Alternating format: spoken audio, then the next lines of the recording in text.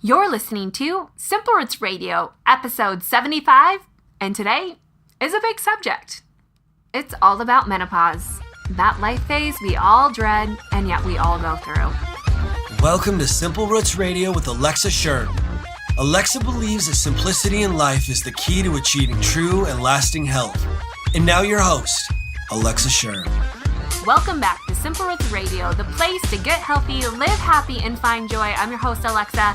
Thank you so much for tuning into another episode and for sticking with me through this hormonal series. I'm so glad you're here. Today is such an insightful episode, and I can't wait for you to hear what Cynthia Thurlow has to say.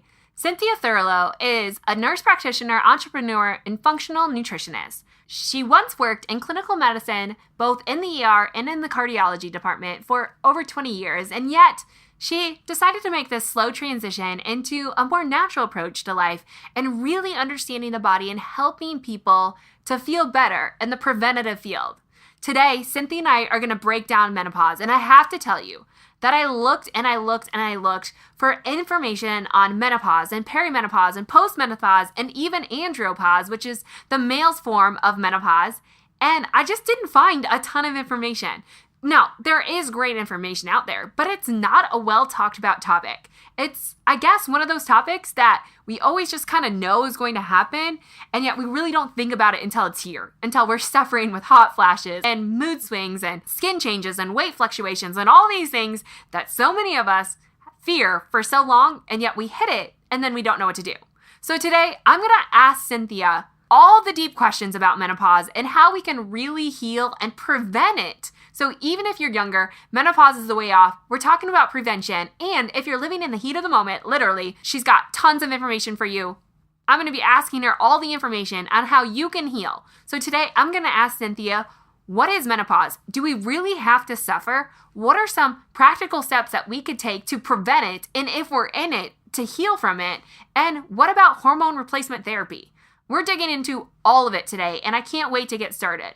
But before we get to the show, I just have one quick announcement.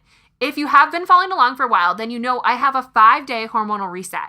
This program is one of my favorite courses that I've ever created because it's simple. It's 5 days. That's it, right? Like, it's not a 30-day program, which is really, really great. But this is just a quick 5-day pick-me-up that you can do and feel better than you have in a long time. I promise you can see massive changes in just 5 days by giving your body the space and the right environment to do the job that it was designed. Now, the reason that I created the 5-day hormonal reset was because I was really suffering and I needed a pick-me-up, but I didn't want to do it with crazy prescriptions and enormous amounts of supplements. Like, I just wanted to reset my hormones by resetting my life, by backing up, slowing down, and providing the space to do the job that it was designed to do. I didn't want to live for my health, but rather live with my health. And I can assure you, this is the course for you if you're looking for something like that. No matter what hormonal stage you're in, if you're male or female, this program can work for you because it doesn't just look at one specific hormonal fluctuation, one specific hormonal disease, but it looks at just hormones in general and providing the right environment and the right space for it to fire and to function and to communicate well so that you can start working with your body instead of against it. So if you're interested in learning more about the 5-day hormonal reset, I promise it's a great investment. You have it for the rest of your life, and there's a 100% money back guarantee if you're not happy with it. You must check out my 5-day hormonal reset. It is a great investment in your health, and it shows you how to break down your life, how to exercise, what to eat, what things not to eat, and it gives you a full meal plan and lifestyle guide so you can know how to make the most of this 5 days. You can get all the information about the 5-day hormonal reset, more testimonials, more information about it, and how to sign up over in the show notes at simplerootswellness.com/075. Okay. Now, let's get back to the show with Cynthia. Welcome to the show, Cynthia. This is a topic that I've been looking for the perfect expert to come on, and I feel like we crossed paths at the perfect time. So I'm so glad you're here. Thank you so much. It's great to be here. Yeah. So today we're going to dive into menopause and perimenopause and postmenopause and all these phases of menopause. And I know that there's so many questions circulating it. And there's a lot of fear, too, about it, you know? And we were just talking before the show, and you said it best of, like, you know, when I was in my 20s and 30s, you just kind of think that menopause is something that's going to happen, but we kind of try to not think about it maybe, we try not to make it a reality because I feel like there is so much unknown. Like there's not a lot of talk about it. And it's this whole chapter of a woman's life that I feel like they just kind of walk into the dark without a lot of information or a lot of support. And so I appreciate you being here, but I want to know can you define what menopause exactly is and the different phases of what people talk about when they introduce menopause? Yeah, I mean, and those are great questions. And I think, first and foremost, it's the lack of information, lack of support that women definitely feel as they're kind of getting closer to that time period in their lives. But from a Western medicine perspective, menopause is defined as a cessation of a woman's reproductive ability, the opposite of when our periods start. So menopause is when, if you think about it, our bodies are no longer menstruating every month. So we're no longer having periods. It is the permanent cessation of the primary functions of the ovaries. And so for many people, that becomes kind of a spiritual awakening. I think for some people, they may feel that it's freedom. They don't have to worry about getting pregnant anymore. More often than not, I see it as women holding on to their youth, people feeling conflicted about the ability they can no longer procreate. So I think it brings up a lot of not only physiologic issues for women, but I think it brings on a lot of psychological concerns as well. So I think it really harkens back to, I was just talking about this on social media this morning that, this air of mystery on social media. But I think for a lot of women, women are so highly sexualized on social media that when women kind of enter the stage, they feel like they're less than. And so that's kind of what I think it's so wonderful that you want to have someone talking about this, but also making people more aware that, this is a natural progression of life. It is not meant to be a negative time in our lives. It's meant to be a time to be embraced and actually cherished because it's kind of a new awakening for many people. Right. Yeah. It's funny that you say that because I think, being a younger female, I have this notion, even in the health world, knowing so much about hormones of what everyone says menopause is like. And you almost develop this fear of I'm not ready for that. But on the other hand, yesterday I was reading just about the differences between men and women's hormones, because I think that's a fascinating subject in general, and how we try to pick all these recommendations the same, and we're just two totally different beasts, kind of. And it just said in there that when a woman goes through menopause, that's often when their career takes off, and when they have more drive, and when they're more excited to get out of the home and adventure and explore. And I was like, wow, they're putting menopause in a really, really great category. Absolutely. Yeah. Absolutely. And I think, I'm in my 40s and I make I don't keep that as a hidden mystery, but I know when I was in my 20s, in particular, when I was doing my medical training, I thought all the women in their 40s were crazy. That's the irony. Here it is that now I'm there and I'm like, I kind of get some of that, but I also think it is just a time in many women's lives where they have these rich, friendships again with other females. They have a lot more ability because their kids are in school that they can, throw themselves into a career or something that they're really passionate about.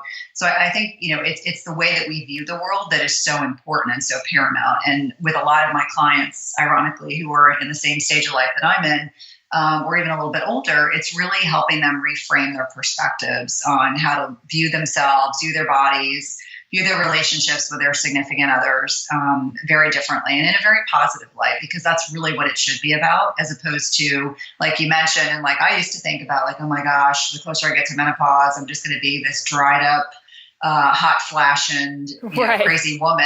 And there are reasons why those things happen, which again, all go back to hormones. But viewing it as a positive and not a negative. And that's always my focus. Right. Yeah. It's just a new life stage. Just kind of like, when you look at the hormones, there's two big segments of that when we go through puberty and then when we go through menopause, which women aren't the only ones. Men go through andropause, which has generally been referred to as those midlife crises, but we all go through those changes. But Okay, I really want to get into the hormonal aspect of that because I know that's what so many people are interested in. Before we do there, what's the difference between perimenopause, menopause, and postmenopause? Like hormonally? Yeah. So what starts to happen? So perimenopause is the 10 years preceding when we stop menstruating. And so what starts to happen, and that could be people start having that occur in their 30s. We have a lot of premature ovarian failure, but for most people, perimenopause starts in your 40s. And from the very basics, we know that you have a shortened follicular phase. So that's the first 14 days of a normal menstrual cycle where our bodies are very estrogen rich. That's when we're developing a follicle. If we're destined to get pregnant, or we may have no dominant follicles. So our bodies are definitely kind of getting this point. I always say it's like running out of gas. Mm-hmm. We might not get a trigger to increase estrogen, during that follicular phase. There are all these other hormones, like luteinizing hormone may not be triggered properly. We might not even trigger ovulation. People can have these anovulatory cycles where they're not even releasing an egg. So if people are trying to get pregnant during this time period, it can be really kind of awkward. Or there may be absolutely no ovulation at all. And as progesterone kind of declines, there's no thickening of the uterine lining or sloughing, which will trigger menstruation. And if you think about it, all these, the delicate endocrine system always kind of starts in the brain. So I always explain that, whether it's thyroid or adrenals or sex hormones, this is always regulated by the pituitary gland in the brain. And so you have two key hormones there that are involved in, kind of signaling sex hormones. And one is follicular stimulating hormone, the other is luteinizing hormone. And so if the negative feedback system between the ovaries and the brain is at all disrupted, that can impact menstruation as well. And so touching on menopause, that's actually when women have gone an entire year without having a period. And so sometimes what will happen during perimenopause, people will have very heavy periods, or they may go 3 or 4 months without having a period. That's definitely a sign that menopause is coming. They're just not there yet. So menopause is defined as that time when we are no longer actually having menstruation for an entire year. And so the interesting thing is that when a woman with an intact uterus has gone a year without any menstrual flow at all, she is considered to be 1 year into postmenopause. So that's kind of the distinction. Okay. So that's where I always say, if you haven't had a period in a year, then you're in menopause. If you've kind of stopped and started for a couple of years, you're in perimenopause. Mm-hmm. But that perimenopausal period can, last as long as 10 years. So there's definitely people in their latter 30s, mid 30s, early 30s that can be impacted by that. And is perimenopause when all these symptoms start to occur? The symptoms that I think people really fear of weight gain and dryness and mm-hmm. Hot flashes and the mindset, and more importantly, do we have to go through that? Like, is that like when we think about PMS now, we think that that's something that we all go through, but really at the end of the day, we have a lot of control over that. Is mm-hmm. menopause the same way? It's interesting because I have seen such a wide variety of people that are in perimenopause and menopause. And I honestly think if people get it, when I say people, if women get it right before they go through menopause, and by that I mean if they fine tune in on supporting hormones, and that's a lot of the work that we do is supporting female hormonal health. If you're doing that adequately, you are less likely to experience the hot flashes, the vaginal dryness, the urinary incontinence, the chronic urinary tract infections, and things like that impact sleep. Because if your sleep's impacted, I think that's foundational. Mm-hmm. If your sleep is impacted, you're going to be miserable because it's not like being 20 years old and being in college. If you're in your latter 40s and you can't sleep well night after night after night, it's going to have significant impact and burden on your life. So to answer your question, I think that there are lots of things that we can do kind of proactively to lessen the likelihood that we're going to have these significant hormonal shifts.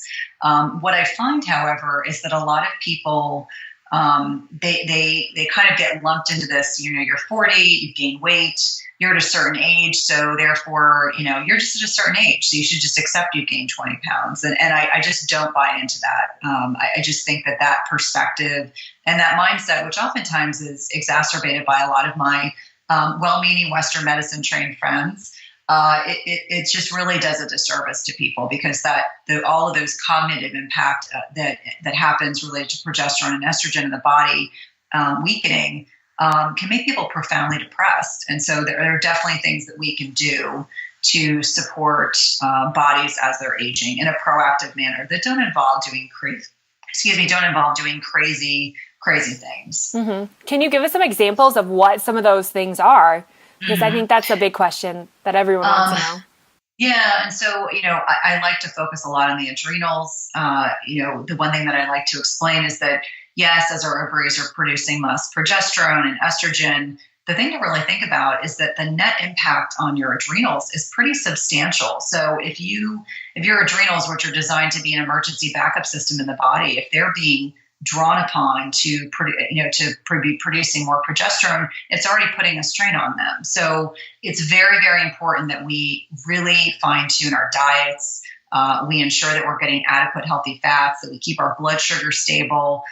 We know that the adrenals, if they're being called upon excessively, it's going to lead to blood sugar instability. It's going to, lead to, gut health integrity issues. And so, I always start with diet. I always start with helping to support sleep. One of the other things that I think is really important is, if we're encouraging clients to consume enough healthy fats, are they actually digesting their fats? Can they process their fats? This is where I like to do cortisol testing and stool testing to look for, abnormalities in their circadian rhythm patterns, to look for mucosal integrity issues, within the mouth that may be suggestive that they're having some immune system issues, looking at their stool. Mm-hmm. And nowadays there's so many great options of being able to determine if there's inflammation, if they're having trouble, digesting their fats and giving them support to do that as well. If someone's really dealing, and a lot of us are exposed to synthetic hormones throughout our lifetime, and I know myself very benignly, I was given oral contraceptives for years because I had irregular periods. But the net impact over a lifetime of synthetic hormones, whether we're taking them orally or using them systemically, as well as, just the cumulative impact of environmental toxins and food toxins. That's where diet, environment, personal care products, that's a lot of what I will focus on as well. And then if you're looking for specific recommendations, if someone's already experienced vaginal dryness, for example, if they're in perimenopause, a really easy thing to use is coconut oil as a lubricant, but also things like, wild yam cream. If they're menopausal, there's other options, but there are absolutely ways that you can kind of get around that still support hormones, but don't mask what the real root cause issue is. Right. So when you talk about that, like the preventative methods, or I don't even know if you would say preventative, when we talk specifically about the diet, what are some of the recommendations that you have for the diet? I know you talked about the fat, but what else?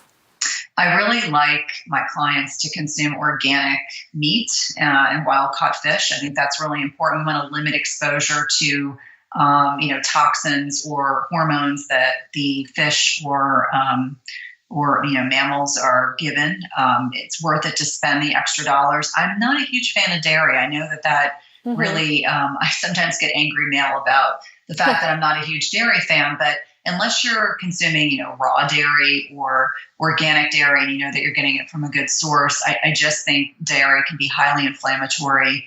So we want to we want to ensure that we're consuming plenty of green leafy vegetables. I'm a huge fan of my female clients having a big salad midday to kind of break a fast if they're doing intermittent fasting. If not, I really encourage them to have a very nutrient-dense diet. And so things like cruciferous vegetables, and that's a big fancy way of mentioning cauliflower and broccoli and kale and cabbage and things like that help promote estrogen secretion. Other things that I really think about, I know I mentioned and I touched on healthy fats, but just ensuring that you're getting variety in your diet. If someone's very food monogamous, if they give me a food diary and they eat the same foods every single day of the week for breakfast, lunch, and dinner, then we need to kind of ensure that we're getting some options in there as well. And then probiotic-rich foods, I think, are really important for helping to promote, good gut microbiome. So making sure we've got lots of beneficial bacteria that we're introducing into our bodies. So fermented veggies are a huge focus of, work that I do with clients, and either encouraging them to do their own or, purchasing a good brand like Wild Brine is a huge favorite of mine and many of my clients, because you can get kind of unusually seasoned fermented veggies, which I think is always valuable. You know, things like kombucha or kefir if you're doing dairy, all really beneficial. Brined olives. I know for people that like salty foods, that can be particularly appealing. But really focusing on nutrient density. What I find, though, to be honest, and I'd be curious to hear what you have with your own female clients, but what I see is people usually get very fixated on, they're in their cars, and we're in a very traffic-laden part of the United States. People may spend an hour and a half, 2 hours in their cars every day on top of working a 10, 12-hour day, and they just have a hard time cultivating time to do meal prep, but ensuring that we're doing everything we can. I have personal chefs in the area that cook for some of my clients because it's like time or money. They don't have enough time, so they'd rather just pay someone to do it. But ensuring that you're just setting aside time each week, to do that. And then lastly, I think it's important to get some high quality starchy carbs. I'm not a huge fan of hardcore, the outlier diets, as I like to call them. Right. I'm not a fan of people not eating starchy carbs, because I do think that there's value, but it shouldn't be the focus of your diet. So if they're doing sweet potatoes or root veggies, or if they tolerate pseudo grains like quinoa, millet, buckwheat. I know, despite the name, as you know, it's not wheat. Right. And then if they tolerate grains, I mean, I'm okay with people doing some oats, and doing, basmati rice and things like that. But again, just being conscientious about the quality of the foods that they're eating. And I find for most of my female clients, that are sugar burners, which is a term that I know you're familiar with. For those who are not, the people who are just in this chronic state of they're always hungry. If they're hungry every 2 or 3 hours, I want them to ensure they can get from one meal to the next without getting hungry, without needing to snack. Because if we can keep their blood sugar stable, they're going to be able to have more energy. They're not going to be snacking. They're not going to be craving junk and crap. And so I think as women kind of head into this time period, dialing in on diet, they just don't have the ability to eat crap that most of us ate in our 20s. Right. As people get closer to perimenopause or in menopause, they just find that they can tell. Like women will say, oh, I had a weekend, I was away with my significant other or my spouse, and I ate crap all weekend and I'm up by 5 pounds. You just don't have that leeway that you had before. So nutrient density is a huge focus. Yeah. And you hit on a ton of points that I talk about all the time, which is becoming fat adapted and intermittent fasting and giving up snacking. I mean, like just huge things that I feel like make us so dependent upon food. Yeah. And that can change. So to follow up with this, I know I get a lot of questions about weight gain, and this kind of goes along with it, but just in symptoms in general, if you kind of take care of one symptom, do they tend to all just get less? Oftentimes, yes. I think weight gain is always the pain point. That's always why someone will come to me, because they're worried about that. Why is this happening? I'm exercising essentially excessively. I'm restricting calories. Why is this happening? And I always explain that, weight gain is just a sign of inflammation. So where's the inflammation? Where are you inflamed? What's going on? Yes, I do find that, and this is what I love even as a nurse practitioner, I love the fact that something as simple as changing your diet can have such a profound impact on how you feel. And it keeps people very compliant. If they buy into it and they're feeling better and they're losing weight and they have more energy and they're sleeping better, they're going to continue eating that way. They're not going to want to go back to where they were before, because it's kind of like that negative reinforcement. If I eat crap, I feel like crap, I gain weight, I can't sleep. But if you're eating well and you feel good and you're feeling more confident, then you're going to want to continue to do that.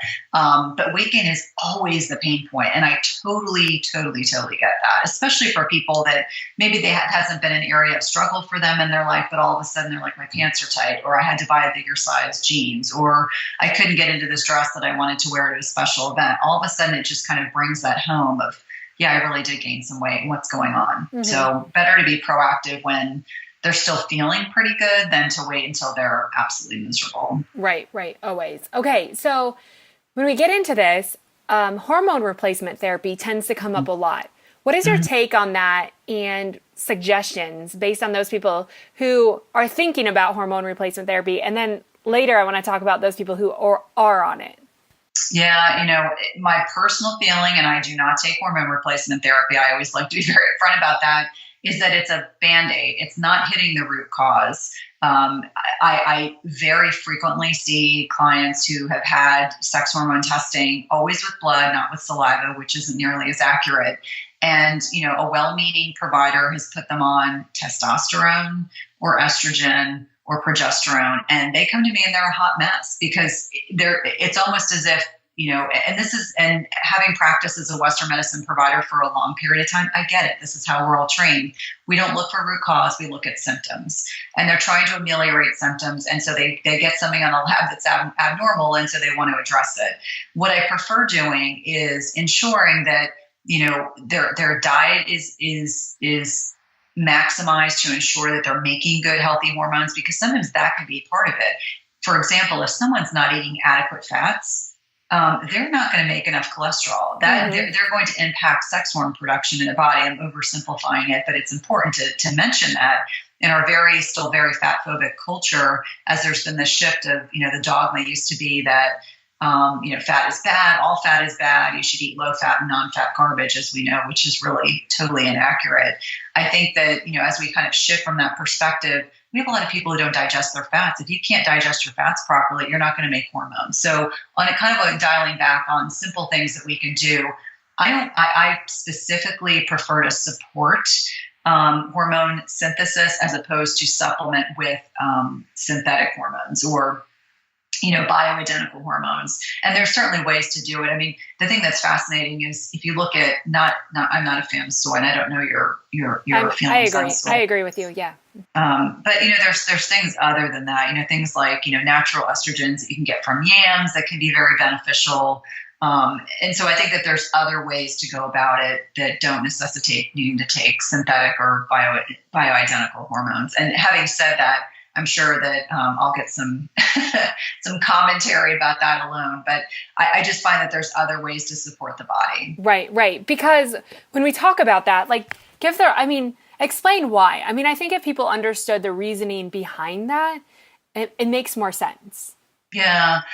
So whether or not it's sex hormones or DHEA, that's involved in cortisol production with the adrenals, if you give a hormone or you give a precursor to a hormone without actually providing a foundational support, you can create other imbalances. I'll give you one example, a really good one. There's a thyroid epidemic in the country, and I know this is also involved in perimenopause and menopause as well.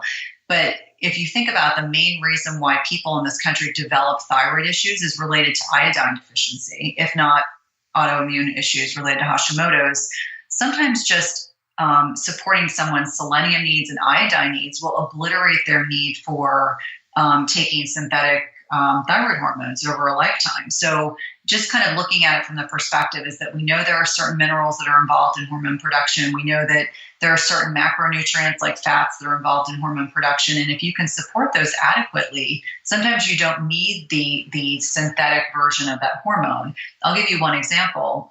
There's a woman that I'm working with who's absolutely lovely. And she came to me, and I use the term, she was a hot mess because she had been given testosterone, progesterone, and estrogen, and she's in perimenopause. And as soon as she kind of weaned herself off of those creams that she was taking, which she will be the first person to tell you made her feel really miserable, but she was hopeful that they would work. And we started talking about the fact that if I can get you digesting your fats, and if I can get you supplemented with some of these minerals that you're not getting in your diet, I bet you're going to start having this normalization of all these sex hormones. And that's actually what happened. So if we look at the root cause of why someone's hormones are imbalanced, that oftentimes can fix or can help support healthy hormone production. And that's, again, an oversimplification, but I think it's really important for people to understand that if we look at root cause, ultimately you're going to have much better results than if we're just slapping a Band-Aid on a problem. And that has pretty consistently been what I have seen both clinically, not only with myself, but with many of the women that I work with. I'm hoping that answered your question. Yeah. But I think it really comes down to, we really want the focus to be on why is this happening, as opposed to let's put a Band-Aid on it so that it goes away. So what about the people who are on, I get this question a lot, who are on some kind of hormone replacement therapy, but they're kind of thinking, I would really like to get off of it. Is that wise, or is that possible? What's your take on that? Well, first and foremost, if you are already on hormone replacement therapy, you absolutely positively want to make sure you have a discussion with the provider that prescribed it, because, never, ever, ever am I encouraging people to stop what they've been prescribed. Right. But I do want them to have that conversation, have that open conversation with their provider. What are my options? Because you would be surprised. Instead of taking Premarin, there are certainly other options. There's, wild yam. And I know we've touched on the fact that neither of us are fans of soy, but, there are other options for creating additional estrogen support in the body. And, there's phytoestrogens and, supporting things with cofactors. But what I would say is, first and foremost, you want to have a conversation with the provider that had that discussion with you. And if you are seeing someone who's not willing to consider alternatives, then I would definitely encourage you to find someone who's functionally trained. IFM is a great organization. You can get online and you can actually find functionally trained OBGYNs, midwives, primary care providers that would be more than happy to discuss options. What I find oftentimes is that a lot of people don't necessarily need the hormone replacement therapy. They just need to have their hormones properly supported in a way, or finding, natural estrogen mimickers, like in a healthy way. Obviously we want to avoid the artificial ones, the synthetic ones, but there are lots of wild yam products that can really be beneficial. And then addressing, the underlying symptoms. So if someone's got hot flashes and they're in perimenopause, can they take things like wild yam or chaste tree? I mean, that definitely helps. As an aside, I think chaste tree is like one of those absolutely enlightening symptoms, absolutely enlightening supplements that people can take very naturally. I mean, if you've got wonky periods, if you have terrible PMS, it's a very easy way to address it in a very natural way. Or if you've got vaginal dryness, or if you've got the urinary symptoms, any of those things, you can absolutely address them in a more proactive way. And so that's typically where I will recommend clients think it's helping support them and empowering them to know that there are options beyond just conventional treatment. Right. Yeah. So informative. I'm so happy that you're here sharing all this information. Oh, okay. Thank you. Yeah. So I know that there are a lot of women, they're questioning, can we prevent this? And I'm on low dose forms of birth control. Like, does that have an impact on perimenopause and menopause later in the future? Absolutely. I'm not a fan of synthetic hormones, period. So there's a whole generation of us. I mean, I certainly am in my 40s, but I probably spent 15 years on hormonal contraceptives because I was told my periods were heavy, they were irregular, this would fix things. Well, then you don't have to worry about getting pregnant. So that takes that concern off the table. So I'm completely sensitive to that. People want reliable birth control. But over time, synthetic hormones can contribute and do contribute to a syndrome of estrogen dominance. And so that may not be an issue for people in their 20s and 30s, but certainly as they get older and all of a sudden, their liver is really overtaxed between the synthetic hormones and the things that we're exposed to in our environment, our foods and personal care products. Our liver can get overwhelmed and overtaxed. And so one of the best things that people can do, if they're taking synthetic hormones, I would encourage them to have a really nutrient-dense diet. I would encourage them to be doing some type of weight-bearing exercise. Strength training is really important. I think it's really important to make sure, the whole mindset piece, I think, of our very overtaxed, overstimulated world can't be underestimated. And so the cumulative net impact on that is that it's really important that people have something that they're doing for self-care every day. I don't ever want to pick on the CrossFitting community. I just use it as an example of people that are very physically fit and, they do very strenuous activity, but, making sure they find some balance. And then the other piece that I think is so important in terms of being proactive is making sure you have a daily bowel movement. I know this sounds so silly, but that's the best way we excrete estrogen is through our GI system. So if people think it's normal to have one or two bowel movements a week, I'm here to tell them it's not. Right. If you think about it, it's really a very ineffective way to eliminate things from our bodies. So just making sure that elimination pathways are open. There are really easy things you can do to support, and I use the term detoxification because our bodies do that every day. I think that's gotten to be kind of a coin phrase, a really kind of cool, I always say Gwyneth Paltrow's Goop always has some interesting thought-provoking articles in it. People say, oh, now I'm all into this detox. I said, well, your body does that naturally, but there are ways that you can support it. But, lemon water and things like dry brushing and castor oil packs. And I won't touch much on coffee enemas, but that's more of an advanced technique. But things that you can do every day that can be very helpful. But I think, the other piece when we talk about nutrient-dense diets is making sure your blood sugar is stable, making sure you're fat adapted, making sure you're not a sugar burner, making sure your blood sugar is stable and that your stress is dialed in. I think all those things, if you are ahead of the curve, it's going to be much more beneficial. Like I am at a point in my life where I always say, like, had I not been as proactive as I had, how much worse would things be for me right now? Probably pretty significant. So I think being proactive is a great way to think about this, so that people don't head into their perimenopause years and fear them, that they just find them to be empowering. Right. Yeah. So good. Okay. I have a couple more questions. One is, I'm always love to break the myths that we carry so much with these topics of health, because I think there's a lot floating around that just make us live in fear. So can you break down like 2 or 3 myths that you see revolved around menopause?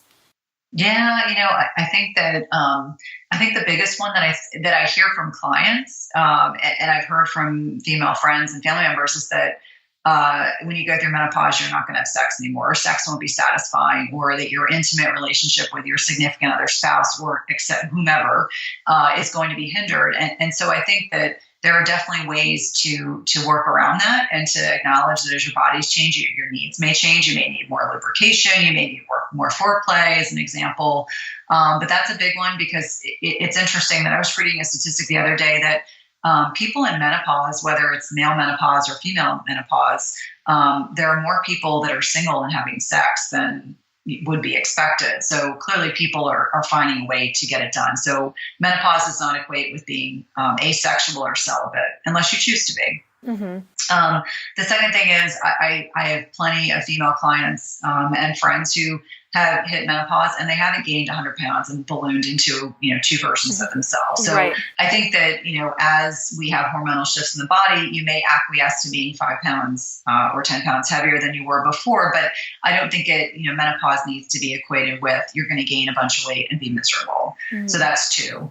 And the last thing that I would say is that there are ways to address symptoms of menopause, whether it be insomnia, the urinary symptoms for a lot of people, it's they become incontinent, or they have frequent urinary tract infections, or they have a lot of vaginal dryness, or just the issues with hot flashes. There are ways to address those symptoms in natural ways that don't involve putting you on an antidepressant, or involve you having to have, surgery, or any of the other things that I've seen that have been brought up with clients, or I've just read about in the lay public literature or in research literature. So I think it's those 3 things. Like I just don't want people to fear menopause, that they're suddenly going to have to wear muumuus and give up sex and just accept that they're not going to sleep well again, or they're going to have hot flashes till the day they die. I want to send a more encouraging message.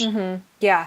Okay. Just a few quick fire questions before we go. This podcast has literally been a wealth of knowledge, and I know so many people are going to benefit from it, from a topic that's so not talked about really, and so fearful. So I hope that people enjoyed this and ask questions, because I'm sure I could always get Cynthia back on the show. But a few quick fire questions. What is the first thing you do every morning for your health? I exercise. That's like something I'm really passionate. My kids actually know if I don't, I get grumpy. Yeah. I do take rest days, but it's definitely a priority. Okay, this is a question that goes along with that. Just from my own research, there's like some speculation that exercising, like if you have adrenal issues or maybe some hormonal issues, exercising later in the day is actually more beneficial than the morning. Have you found anything significant enough to recommend that to people? Or is it just like exercise, and when that works for you, do it? Well, I would say if we know someone has HPA dysregulation or adrenal fatigue, excessive exercise or too intense exercise can be harmful. So that would be my caveat. I think you have to exercise based on what works best for you. For me, I'm an early bird person, so it's not a pain to get up at 4:30 in the morning. I'm not a night owl. I like to go to bed early. So I think exercise or movement. Sometimes I use the word movement because I have a client who told me one time that the word exercise made her feel like she was going to have hives. said, okay, then we'll just say movement. Exercise is really about what lights you up, what gets you excited and inspired. And for some people that might be walking, and for someone else it might be CrossFit. But my caveat would be, exercise when it feels right for you. Exercise in a capacity that doesn't leave you drained. And if you've got significant hormonal impact that you know of, then you need to dial in on the intensity. Yes. Okay. Makes total sense. Okay. What's your favorite health book? Right now, I am plowing through Gabby Bernstein's Judgment Detox. So when I think about a health book, I'm starting to think more about mindset stuff. And I think it is probably one of the most profoundly impactful books I've read in a long time, because it really is changing our perspective on how we view others and the judgments that we make and how that impacts us in a negative way. So she's kind of one of those spiritual warriors. I don't know if you've read any of her books, but I think it's good for me mindset wise. So that's what I would say is probably the book I'm reading right now that I'm enjoying the most, that is health focused. Mm-hmm. Oh, I'll have to check that one out. Okay. What's the one food you couldn't live without? Avocados. Yeah. Avocados. I love avocados. I mean, to the point where like every meme on avocados, I can't get enough of them. Like I just bow at the pillar that is the avocado, because I think it is a perfect food. Yeah. It's got a good ratio, doesn't it? Okay. What is the best piece of advice you've ever received? Trust the process. Sometimes we don't know where we're going, but acknowledge that, as each door opens in our lives, I mean, that's where we're meant to be right at that moment. So just trust the process. That's so good. And what's the best piece of advice you could leave us with? Never discount the ability for your food choices to profoundly impact your health and well-being. Yeah. So good. Okay. I really thank you so much for being here, for sharing this information. Again, it has been so knowledgeable, and I know it's going to help a lot of people. But before you go, can you tell us where they can learn more about you and find you online? Absolutely. So my website is www.chtwellness.com. I am on Facebook, I'm on Twitter, I'm on Instagram. It's usually CHT Wellness, but that's where you can find me. I blog, and I'm in the midst of I just transitioned. I usually do group programs throughout the year, but I also do one-on-one work as well, really focusing primarily on females and hormonal health. That's kind of been my niche, but my background was in ER medicine and cardiology. So it couldn't be more different than what I used to do. Yeah. Thank you so much for sharing all this information with us. No, thanks so much for having me. Wow. That show was super insightful, and I hope you enjoyed it as much as I did. I have to be honest. I knew about menopause, but I didn't know about menopause in that way, and I learned a ton. And it gives me even more reassurance that 5-day hormonal reset is the program for you if you're going through anything menopause related, and if you just want to prevent it, because it gives you all the foundations that she talked about right here in the show. So again, to learn more about the 5-day hormonal reset, head on over to the show notes at simplerootswellness.com/075. And for all of the information that Cynthia and I talked about in the show, as well as how to learn more about her, head on over to the show notes at simplerootswellness.com/075. And make sure you head on over to her own blog, which is chtwellness.com, because she has a free ebook all about treating adrenal fatigue. So if you're suffering with energy fatigue, if you're just feeling like you don't have enough drive and desire and you're just sluggish all the time, head on over there. Her ebook is amazing, and I know that you're going to love it. So again, to learn more about Cynthia and get her free guide and work personally with her, head on over to chtwellness.com. Thank you so much for tuning into another episode. I do have one last thing, and that's your quick fun fact of the day. It's all about those hormones, of course. Okay, the quick fact is, did you know that a carrot a day can keep the hormonal imbalance away? I know, it sounds an awful lot like an apple a day keeps the doctor away, but carrots actually have a unique indigestible fiber to help detox excess estrogen from the body. This means the liver can more effectively regulate metabolism, and these fibers are so unique among other indigestible fibers that they can bind toxins, especially these excess hormonal toxins, and carry it safely out of the body without feeding bad bacteria in our gut. So, unlike other bacteria, which can detoxify and get rid of toxins, oftentimes that fiber is actually feeding the bad bacteria, kind of throwing everything out of whack, giving you excess gas and bloating.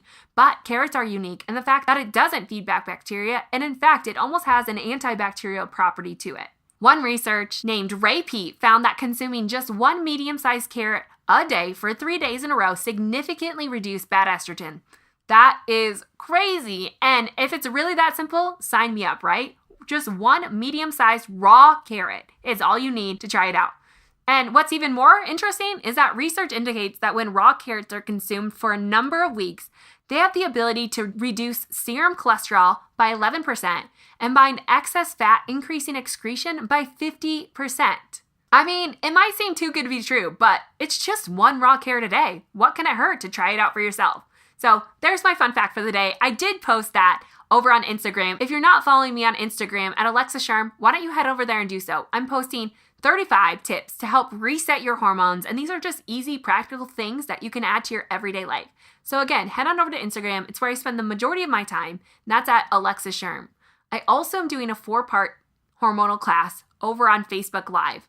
If you haven't been following along over there, again, it's another great place just to learn more about hormones and regulating your hormones. So far, the classes include 5 commandments of healing hormones and why snacking could be sabotaging your hormones and what to do instead. So again, head on over there just to learn more information, right? The more the merrier, and the most important thing is not necessarily gaining more knowledge and living in knowledge overwhelm, but it's actually putting this into practice. So again, take those tips on Instagram, the tips that I give you on Facebook, and if you just want the more practical how-to guide, again, don't forget to sign up for that 5-day hormonal reset because it's literally all bundled together into a guide that's going to work for you and a journal to make it as realistic as possible for yourself. So I hope you enjoyed that tip. Just 1 carrot a day to keep the hormone imbalance away. I mean, sign me up, right? Thank you so much for tuning in. As always, if you want to do one last thing to help me out, I would love if you leave a rating and review. It's so simple, takes 2 minutes of your time, and literally means the world to me. If you've jumped on any other podcast, you'll hear it over and over, and every podcaster talking about it because this literally is the lifeblood that keeps us afloat. Not to mention, it helps other people who wouldn't otherwise hear about Simple Roots Radio find it and listen to it and hopefully get some practical health advice that they can take to live a healthier life as well. To leave an honest rating and review, all you have to do is head on over to simplerootswellness.com/review or find me on iTunes by searching Simple Roots Radio, leave a star rating, and then just simply type in a review. I read every single one of them and they mean the world to me. Again, it just takes 2 minutes out of your day. You only have to do it once, but it really is what keeps the show going. So I would be honored if you would do that. In the meantime, I hope you take some of these tips that Cynthia gave you and put it into action. Next week, we have another very special guest talking more about hormones, specifically endocrine disruptors, fertility, and so much more. So you're going to want to tune in. She's actually a previous guest talking also about hormones during a somewhat controversial subject, but I'll leave that to your guessing. So anyways, I hope you head back next week to find out more. Thanks for tuning in.